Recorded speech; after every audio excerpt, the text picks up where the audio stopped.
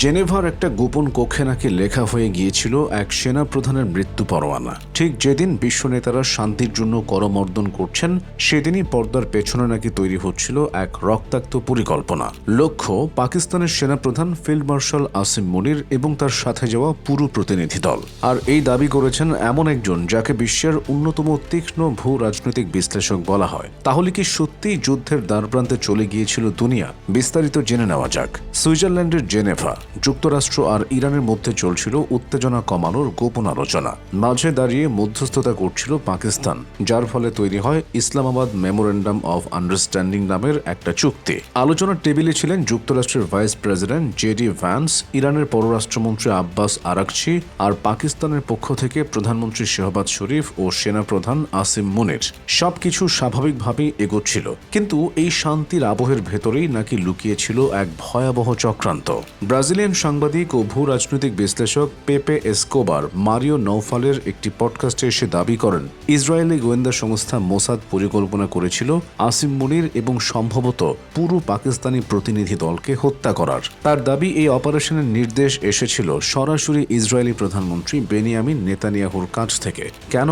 এসকোবারের ভাষ্যমতে ইসরায়েল শুরু থেকেই এই শান্তি প্রক্রিয়ার বিরোধী ছিল। তাদের অভিযোগ, এই গুরুত্বপূর্ণ আলোচনায় তাদের সম্পূর্ণ বাইরে রাখা হয়েছে। আর তখন লেবাননে ইসরায়েলের সামরিক অভিযান পুরো প্রক্রিয়াটাকেই ঝুঁকির মুখে ফেলে দিচ্ছিল।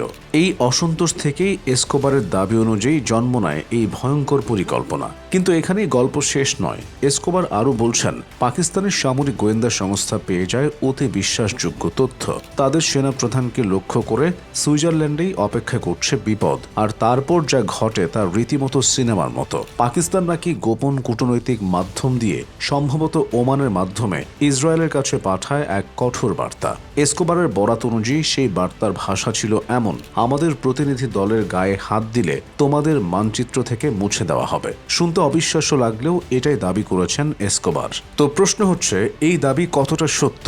এখানেই শুরু হয় আসল মোড়। পাকিস্তানের ভেতর থেকেই এই দাবিকে সরাসরি নাকচ করে দেওয়া হয়েছে। জ্যেষ্ঠ সাংবাদিক সায়েদ তালাত হুসাইন এক্সে লিখেছেন, এই দাবির মধ্যে এক বিন্দু সত্যতাও নেই এবং এমন কিছু আদতে ঘটেনি। আরেক প্রভাবশালী সাংবাদিক কামরান খান একজন পাকিস্তানি সামরিক কর্মকর্তার বরাত দিয়ে বলেন, পুরো সুইজারল্যান্ড সফর প্রধানমন্ত্রী শেহবাজ শরীফ ও সেনাপ্রধান আসিম মুনির সহ সম্পূর্ণ নির্বিঘ্নে শেষ হয়েছে। কোনো ধরনের সিকিউরিটি অ্যালার্ট তৈরি হয়নি। সুইস বা মার্কিন নিরাপত্তা বাহিনীর পক্ষ থেকেও কোনো উদ্বেগ প্রকাশ পায়নি। তাদের ভাষায় এই পুরো দাবিটাই বাস্তবতার সাথে সম্পর্কহীন এক কল্পকাহিনী। আর ইসরায়েল, মোসাদ, দুই পক্ষের কেউই এখনও এ বিষয়ে মুখ খোলেনি। না কোনো অস্বীকার, না কোনো স্বীকৃতি। এই নীরবতা যেন রহস্যকে আরো জমিয়ে দিচ্ছে। ভাবুন তো, যদি সত্যি এমন কিছু ঘটত, তাহলে কি বিশ্ব ইতিহাস অন্যভাবে লেখা হতো? যদি সেই হত্যা পরিকল্পনা সফল হতো, পুরো মধ্যপ্রাচ্য আর দক্ষিণ এশিয়ার রাজনীতি কোন দিকে মোড় নিত?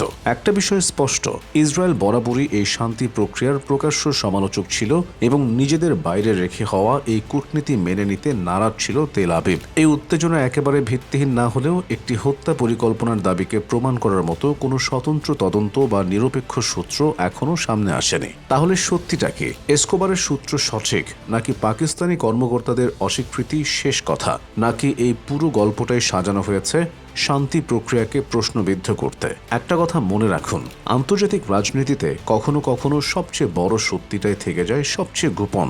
আপনার কি মনে হয়, এই দাবি সত্য নাকি পুরোটাই প্রোপাগান্ডা? কমেন্টে জানান। আর এ ধরনের চমকপ্রদ আন্তর্জাতিক ঘটনা সবার আগে জানতে চ্যানেলটি সাবস্ক্রাইব করে রাখুন।